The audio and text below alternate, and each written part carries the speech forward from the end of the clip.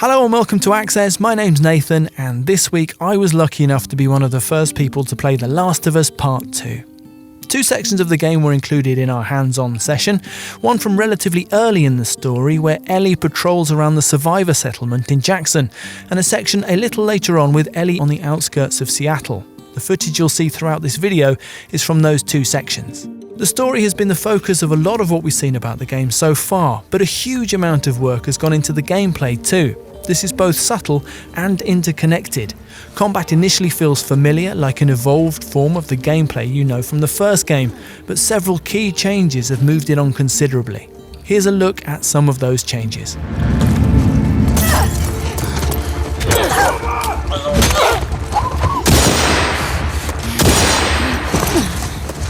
Number 1. Environments are bigger. The spaces I explored often comprised of several houses, shops or other buildings, often with multiple floors, often completely optional in terms of progression, and often featuring hidden or hard to get to areas with deeper story information or resources. The effect is that the game feels a little more realistic, and the redesigned combat encounters have more space in which to play out.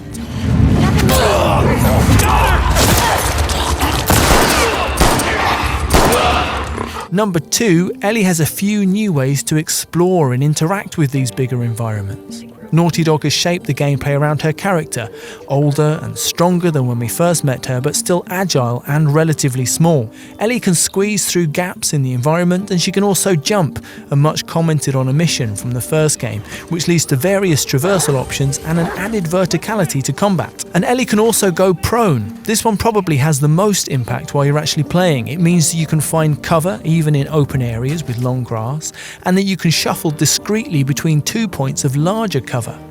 It's also a great example of how Naughty Dog approached development. Co-game director Kurt Margano told me that for the studio, the bar is real life. So putting a prone system into the game meant an enormous amount of work, making sure the movement from running, jumping and standing to prone is fluid, making sure Ellie can do everything while prone that you really would do in life or death situations, like aiming while crawling and turning onto her back. So the first time an enemy approached me while I was lying on the ground, for instance, I panicked and went to my go-to Last of Us response. I threw a brick in their face and charged in for a melee kill. And it worked. There was no laborious shift from prone to standing, and the throw aiming on the ground was just the same as normal. It felt like Naughty Dog in a nutshell, an incredible attention to detail to make the smallest of elements best in category.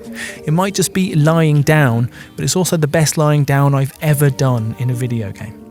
Number 3, enemies are better at fighting you. This is partly because there are new types of enemy, as we'll get onto in a moment, which challenge you in different ways and force you to think about the best way to strategize using your scant resources.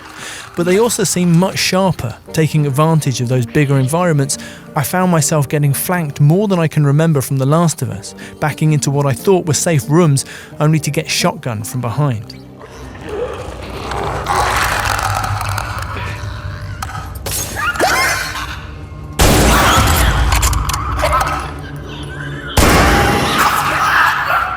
Number 4, more impactfully, the enemies are also more humanized. While taking on the WLF, the Washington Liberation Force, on the outskirts of Seattle, enemy fighters would call out their friends' names as I killed them.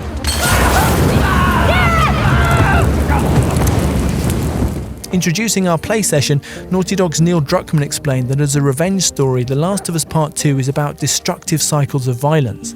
This tiny touch is a way of jolting players into reflecting on the significance of their actions. What is it? Someone took him out! Number 5, related to this, enemies now include dogs. Let's leave aside the gameplay implications of this for a moment and first look at the emotional ones. During the Seattle section of the game, Ellie finds a bow. It's embedded in a clicker and she has to tear it out, and it's brilliantly disgusting. It also gives her a way of one-shotting enemies from stealth during combat. Take out a dog and its human handler will stop in horror and check that the dog is okay. And if you kill the human first, the dog is sad and confused as to why its human pal isn't moving anymore. Number 6, don't feel too sorry for the dogs though, as they are tricky as heck to fight. They're small, so they too are hard to see in long grass. They can also smell you, so you can't creep up to stealth melee them. They disrupt your attempts to sneak around offing humans too. You leave behind a scent trail which you can see in listen mode, and if a dog is present you'll need to keep moving or distract them with thrown objects to avoid discovery.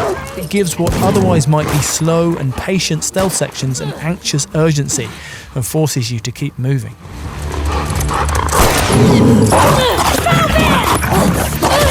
At number 7, there are also new mutations of the clickers.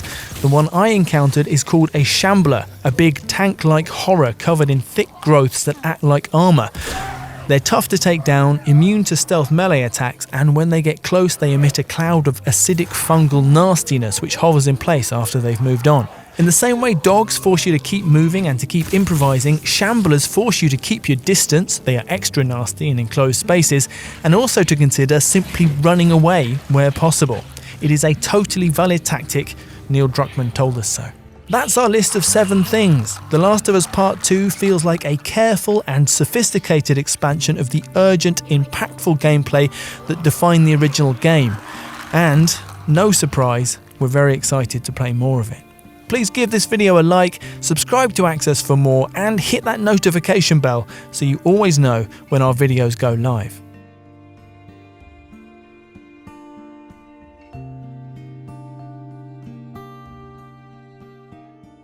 For the players.